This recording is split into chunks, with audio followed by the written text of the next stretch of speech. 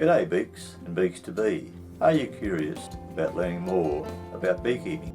I have been a beekeeper for over 55 years and rearing queen bees since the 1980s. Out and about, working beehives with June and Kat.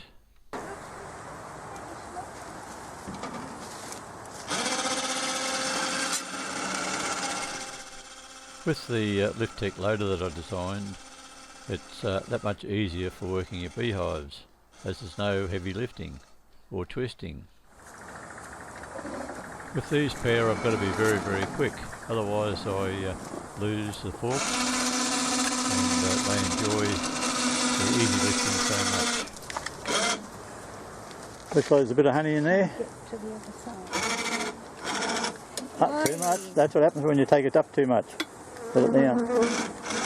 Just put a little bit of pressure on smoke. June, they come out to say good day to you.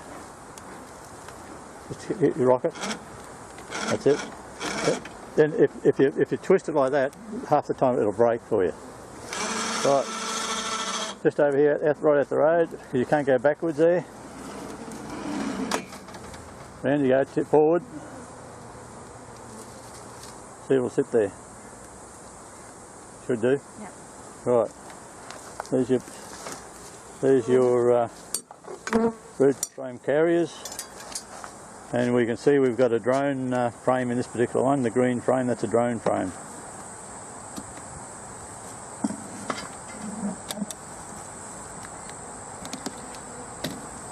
Hit it hard. Tip it upside down on here at the road. Otherwise, you won't be able to put your brood frame carriers there, one each side. Start from the far side to take your frames out and work your way across. You want to take out the first one? Second or third one. There you go.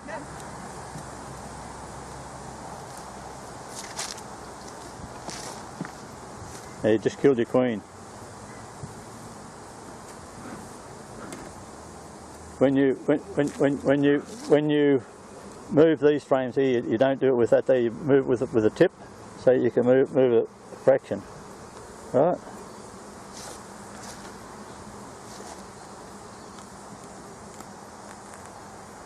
The first frame should be taken out very, very slowly without any resistance. Right, just have a look and step back, and then we'll cage the queen as soon as we find her.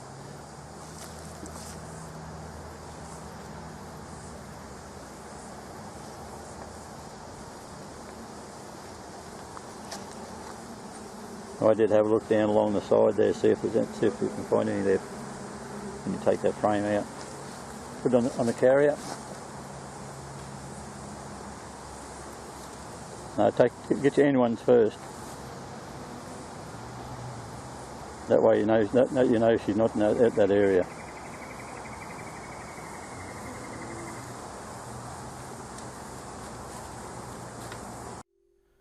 The drone comb or the green frame is next to come out. June, so you know that there's nothing in that side there. Honey in it, I think. No, it shouldn't be. There should be all drones. Have a look on this side. That's total drone brood. Tip it up. I have one drone frame in each of my beekeeping sites, and there'll be heaps of drones for our autumn queens when we rear them in March.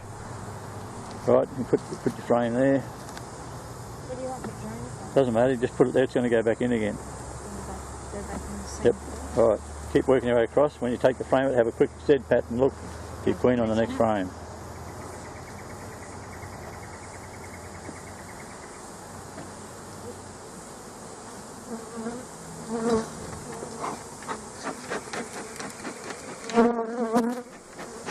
All frames were checked, the queen found and the frames replaced, as per Tech's method of beekeeping.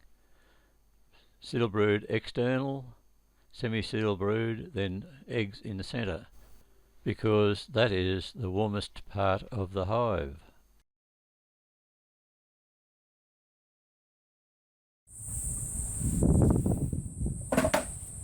Yeah, many hands make light work. I've got the bloody thing going now.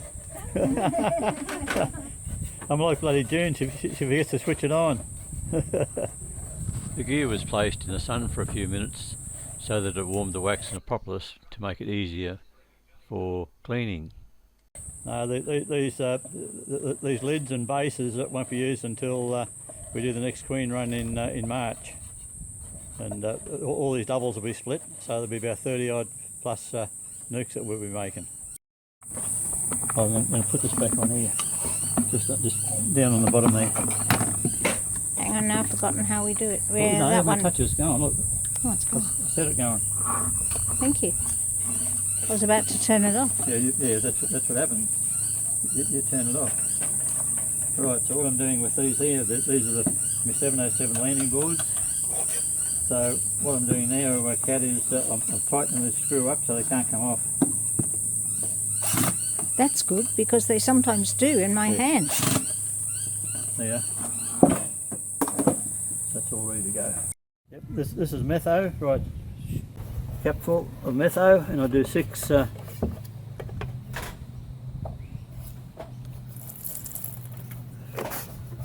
That was 6 what? That was 6. Oh, six That's hive 6 small tools. hive I bees. thought Right, it was just watch it. Boom. It's alive. It's hard to see in the video. You can see the flames there. Can you see it? It doesn't take long for it to heat up the hive tools. I do six at a time. Then I wipe them down. Follow me over to the right here. Wipe them down.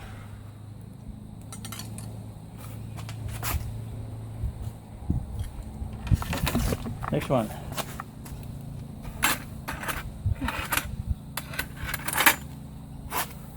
The smell. There's some hair in there. Yeah, it's hair off my hands. Is that what it is? It Like a rhino. smells like a burning dog. A burning dog. Gee, they do get hot. They're boiling the water, aren't they? Oh yeah, they get hot. That's why I only put a capful in. I'm surprised it goes so long.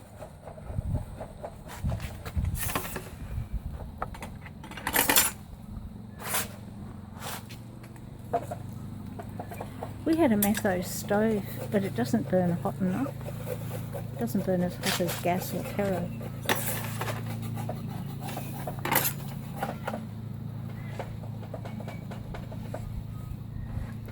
But that's hot enough for hive tools. Oh yeah. Well, the metal just gets very hot, doesn't it? Tell you what'll bloody burn you if you grab them without the rag or the pliers. Yeah, absolutely. Don't they come up lovely and shiny? Yeah. It's a wax finish. Yep, beautiful.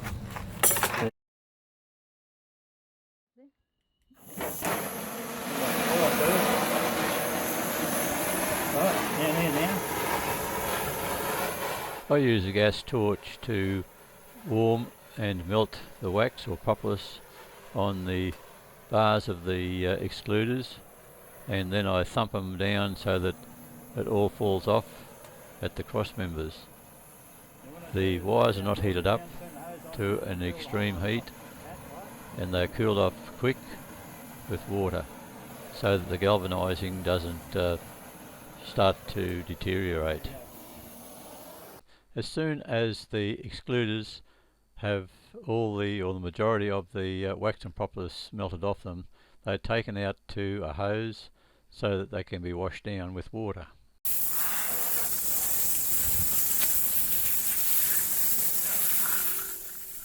The water has a cooling effect on the steel and galvanizing so that it doesn't get overheated and finally rust.